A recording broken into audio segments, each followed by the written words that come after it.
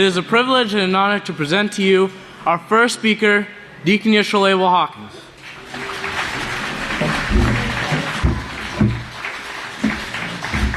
Shabbat Shalom, everyone.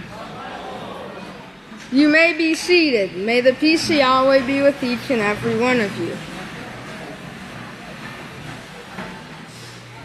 Some of the things that we have now, back then they did not have, like electrical tools. Today we have electric. Back then they had to do things by hand. We went to a museum and it had a section with different tools. The first tool I would like to show is a crosscut saw. Now, on a crosscut saw, a person would get on both sides and they would pull it back and forth to cut their wood. The second one is this hand crank drill. Okay. And then you have a scroll saw. These were used around the 1860s. This is one of the older ones. This is the foot pedal, and when you would push this down, it would make the blade move up and down, which would cut the wood. And they would use these for cutting designs. These are just some of the things that they were using. And then here is one of the newer scroll saws. So you can see the difference. Now if we had to go back to using these things, we could. Some of the benefits of the old tools were they were easy to fix. Just like Pastor said, he could fix the Model T with a wrench and a screwdriver. Like I said, if we have to, we could go back to using these things.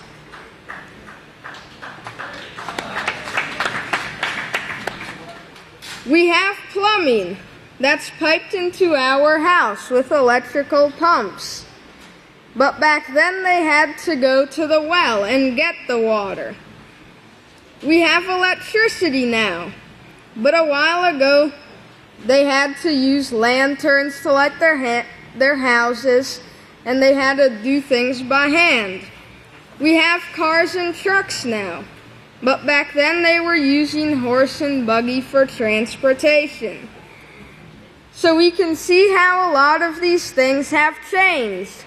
Before these things were invented, children did not have television, video games, or the phones that we see here today. You might think that washing clothes is a waste of time, washing them by hand, but you can save electricity. And instead of using a dryer, you can use the sun to dry your clothes. Some of these tools can be a very great help. You can get things done faster, you can be more productive, and it can make things easier. But what if the electricity went out for a month? How would you cook? How would you wash your clothes? How would we do those things to live our life normally? Would we be murmuring and complaining? We have to be fully prepared for all of these things. That's all I have for you today. And with that, I'll turn it over to future priest Yaakov.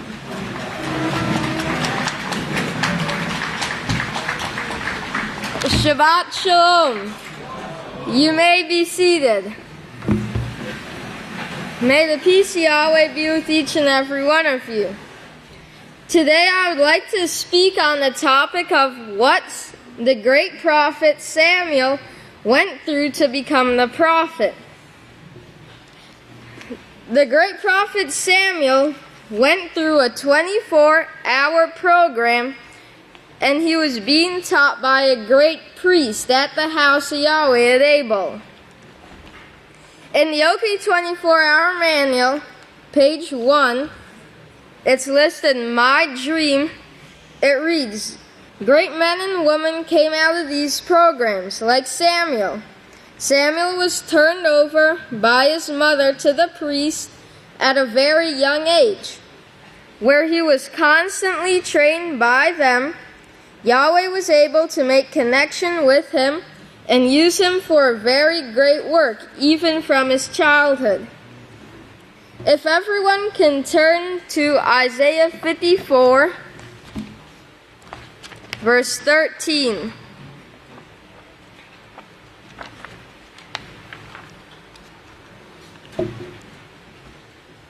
Isaiah 54, verse 13, it reads, "And all your children will be taught by Yahweh, and great will be the peace of your children." Now, I'd like to read from Deuteronomy 6, verse 6 and 7.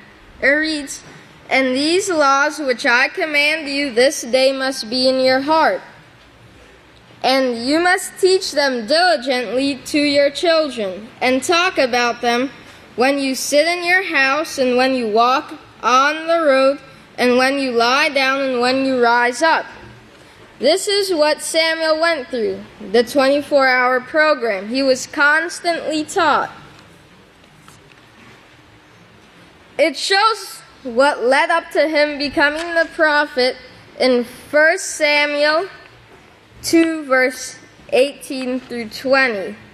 It reads, "But Samuel ministered in front of Yahweh, a child wearing a linen ephod, and his mother would make him a little robe and bring it to him year after year when she came up with her husband to offer the yearly sacrifice.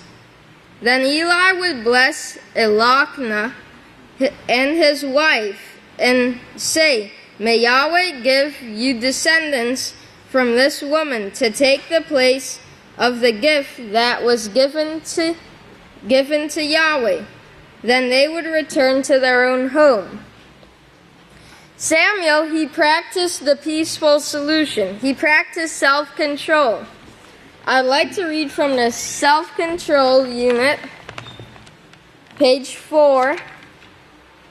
It says, "What is self-control? Self-control is controlling, that is guiding or directing what you think, because your thoughts lead to feelings. Controlling what you feel, because your feelings lead to actions. Controlling how you behave, because decisions lead to actions, which lead to rewards or consequences. Self-control is the foundation of moral behavior. A person with moral values distinguishes between right and wrong, and makes choices that will cause no harm to himself or others."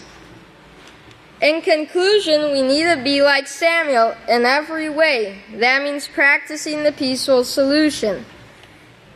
Psalms says your children will be practicing Yahweh's laws. And with that, I'll turn it over to Deacon Samuel for prayer.